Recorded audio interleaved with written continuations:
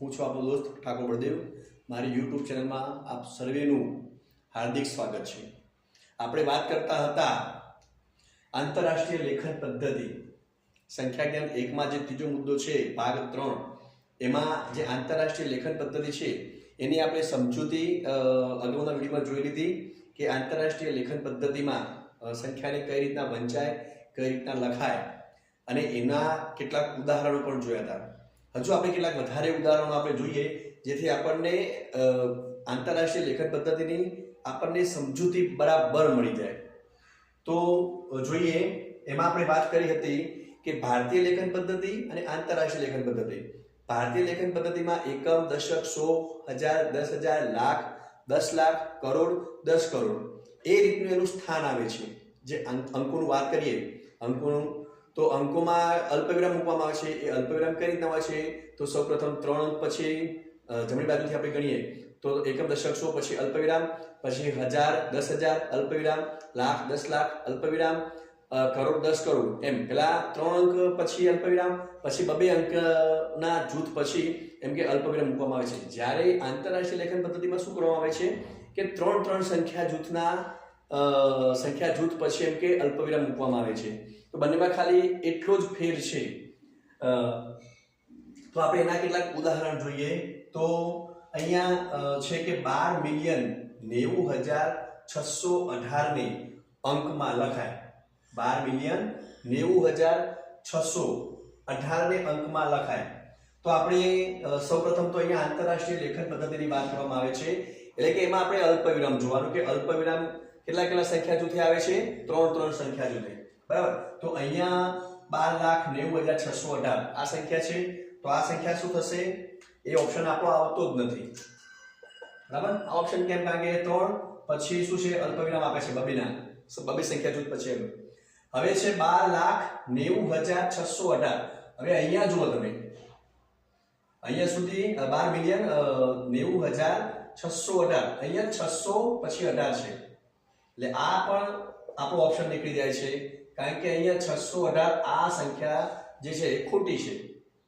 ત્રીજું છે 12,90,618 અહીંયા 12,90,000 અહીંયા 618 અહીંયા પણ ઓપ્શન જે આગળની સંખ્યા છે એ રીતના છે। આપણે પાછળ જોઈએ કે એકમ, દશક, 100, 1000, 10,000, 100,000 બરાબર। એટલે અહીંયા જે આપણે ખાલી ફક્ત અહીંયા પાછળ જોઈએ તો એ પણ ખોટું પડે છે।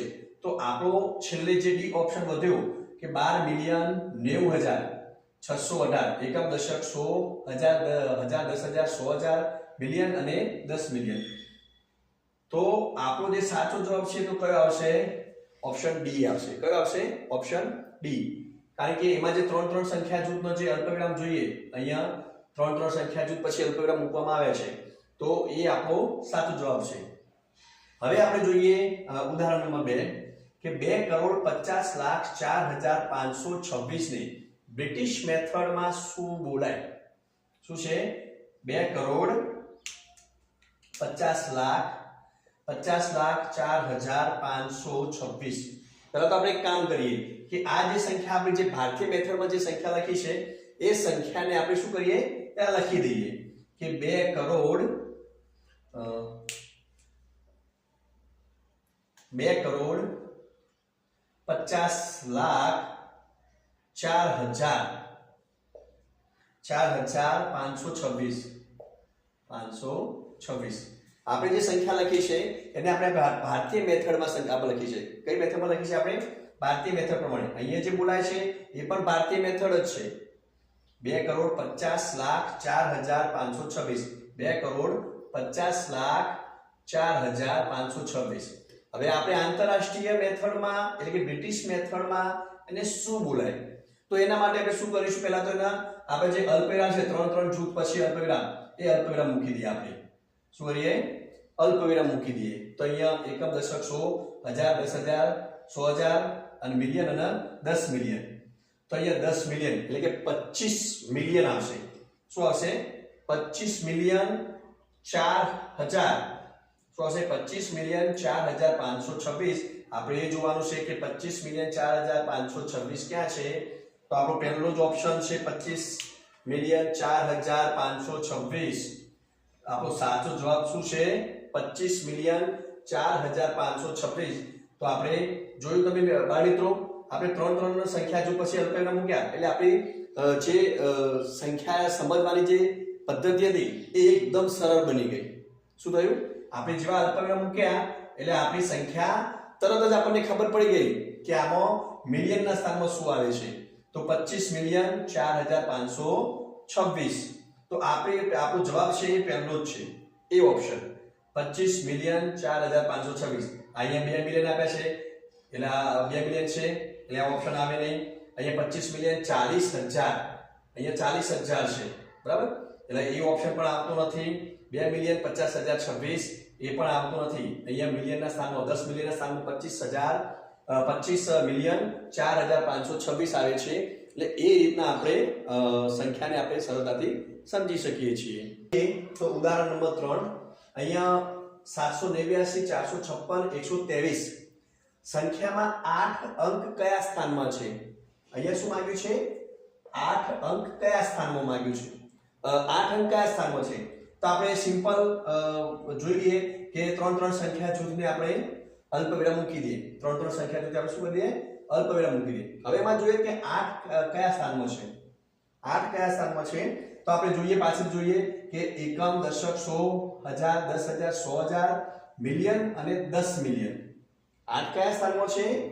10 મિલિયનના સ્થાનમાં. તો આપણે આપણો જવાબ શું આવશે?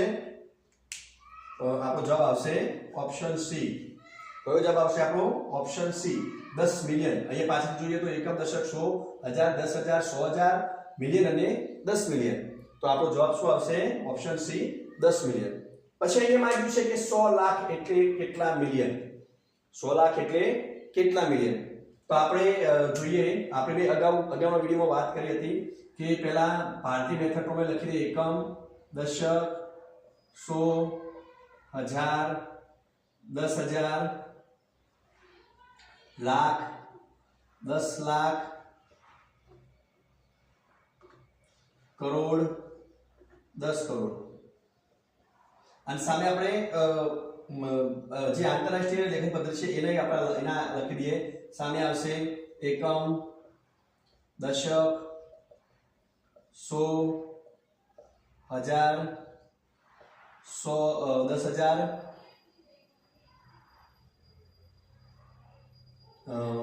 100,000, મિલિયન, 10 મિલિયન અને 100 મિલિયન. બરાબર, આ રીતના આપણે જોઈ લઈએ કે અહીંયા 100 લાખ એટલે કેટલા મિલિયન? 100 લાખ એટલે કેટલા મિલિયન? તો આપણે પાછળથી જોઈ લઈએ કે અહીંયા 10 લાખ એટલે 1 મિલિયન થાય. 10 લાખ એટલે કેટલા મિલિયન થાય? 1 લાખ. 10 લાખ એટલે 10 લાખ એટલે 1 મિલિયન થાય. તો અહીંયા 100 લાખ કયા છે? કેટલા કયા છે? 100 લાખ. તો સામે કેટલા થઈ જશે? અહીંયા 10 લાખ જો 1 મિલિયન થતા હોય તો 10,10,100 થાય. તો 100 લાખ તો બરાબર કેટલા? અહીંયા તો શું થશે? 1 ને 10 સાથે ગુણીએ તો કેટલા મિલિયન થશે? 10 મિલિયન. શું થશે? 100 લાખ એટલે કેટલા મિલિયન? 10 મિલિયન. તો આપણો ઓપ્શન શું આવશે? Option B, 10 million. અને કદાચ કોઈને આમાં ના ખબર પડે તો આપણે પેલા 100 લાખ લખી દઈએ. 100 લાખ લખી દઈએ. આપણી ભારતીય પદ્ધતિ પ્રમાણે આ 100 લાખ લખી દીધા. હવે આપણે શું કરવાનું છે કે હવે આપણે 3 ના જૂથ બનાવવાના છે. હવે આપણે અલ્પવિરામ કાઢી નાખશું. ભારતીય મેથડમાં જે પ્રમાણે હતા એ આપણે અલ્પવિરામ કાઢી નાખીએ. અને આંતરરાષ્ટ્રીય મેથડ પ્રમાણે જોઈએ તો આપણે 3 સંખ્યા જૂથ આપણે કરીએ. 3 સંખ્યા જૂથે આપણે અલ્પવિરામ મૂકીએ તો હવે આપણે ખબર પડી ગઈ કે 100 લાખ એટલે કેટલા મિલિયન થશે? તો એકમ, દશક, 100,000, 10,000, 100,000, મિલિયન એટલે 10 મિલિયન. તો આપણો જવાબ શું આવશે? 10 મિલિયન.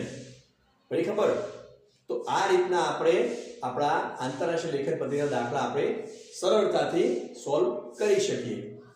તો આ આપણે જે ભાગ 3 એટલે કે આંતરરાષ્ટ્રીય લેખન પદ્ધતિનો જે મુદ્દો હતો એ મુદ્દો આપણે અહીંયા પૂરો થાય છે. જો કોઈને ખબર ના પડી હોય તો મને કોમેન્ટ બોક્સમાં કોમેન્ટ કરીને પ્રશ્ન પૂછી શકો છો. અને મારો વિડીયો તમને ગમ્યો હોય તો એને લાઈક કરજો, શેર કરજો અને તમારા મિત્રોને મોકલવાનું ભૂલતા નહીં. જય માતાજી.